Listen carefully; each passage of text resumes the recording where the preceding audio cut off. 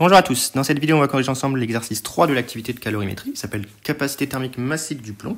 Donc on complexifie petit à petit, donc on a toujours notre calorimètre. Notre calorimètre contient au départ un volume d'eau, ici. Donc ça c'est au départ, on contient un volume qui est de 280 grammes. Non, ça c'est la masse du plomb, pardon. Donc on a 350 grammes. On va l'appeler M2 directement, d'eau. Le calorimètre, bien qu'idéal, a une capacité thermique non négligeable. Il est initialement froid. La capacité du calorimètre vaut 209 joules Kelvin-1. Et ce qu'on va faire, donc initialement on a θ2 égale 16 degrés. Et donc ce qu'on fait, c'est qu'on vient ajouter un petit morceau de plomb, ici, qui fait comme masse 280 grammes, qui a la température initiale 98 degrés Celsius. Et bien on vient le plonger dans le calorimètre, on agite, on attend l'équilibre thermique se fasse, et on trouve θec qui est égal à 17,7 degrés. Donc on a évidemment réchauffé le calorimètre, on a réchauffé l'eau, tout ça va nous permettre de déterminer la capacité thermique massique du plomb. Donc on a comme système ici le plomb plus l'eau plus le calorimètre. Donc écrire ΔH égale 0, c'est le premier principe appliqué à la calorimétrie ici, qui est égal à ΔH du plomb plus ΔH de l'eau plus ΔH du calorimètre. Donc ça va être égal à, le plomb est une phase condensée, donc sa variation de enthalpie est égale à M1 fois la capacité thermique du plomb massique fois la variation de température pour le plomb.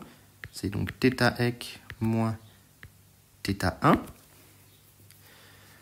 Pour l'eau, c'est la masse d'eau fois la capacité massique de l'eau fois θec moins la température initiale. Et pour le calorimètre, c'est C calo fois θec moins θ2 également. Le calorimètre est initialement froid.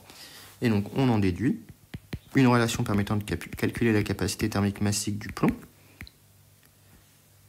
Donc il va nous rester la masse d'eau fois la capacité de l'eau fois θ2 moins θec plus la capacité du calorimètre fois θ2 moins θec divisé par M1 fois θec moins θ1, si on n'a pas fait de bêtises.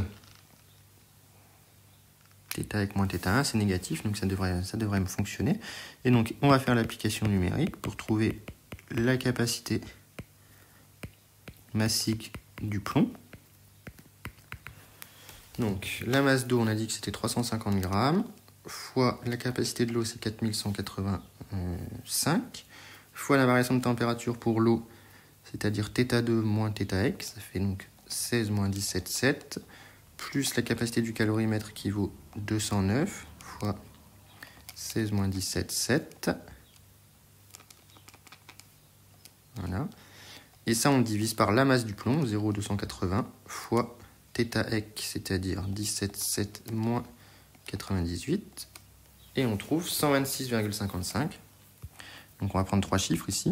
127 joules Kelvin-1. Mol-1. C'est bien positif, c'est rassurant. L'ordre de grandeur va être discuté dans la question d'après. Donc dans la question d'après, on nous demande d'en déduire la capacité molaire. Donc on a C molaire du plomb qui est égal à la capacité thermique du plomb divisé par la quantité de matière, c'est-à-dire la capacité thermique du plomb divisé... Et la capacité thermique du plomb, c'est la masse fois la capacité massique du plomb divisé par petit n, et donc ça nous fait grand N fois la capacité massique du plomb. Et donc l'application numérique nous donne que C molaire du plomb est égal à la capacité massique, 127 qu'on vient de trouver, fois la masse molaire, qui est de 207. Attention, on met bien dans les unités du système international, on multiplie par 10-3.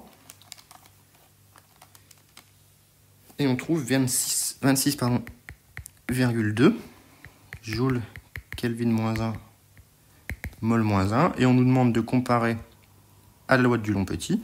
Du Long-Petit nous disent que pour la plupart des solides, la capacité molaire d'un solide, c'est 3R, où R est la constante des gaz parfaits.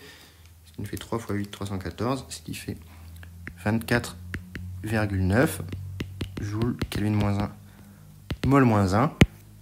Donc on trouve un accord acceptable avec un bon ordre de grandeur finalement.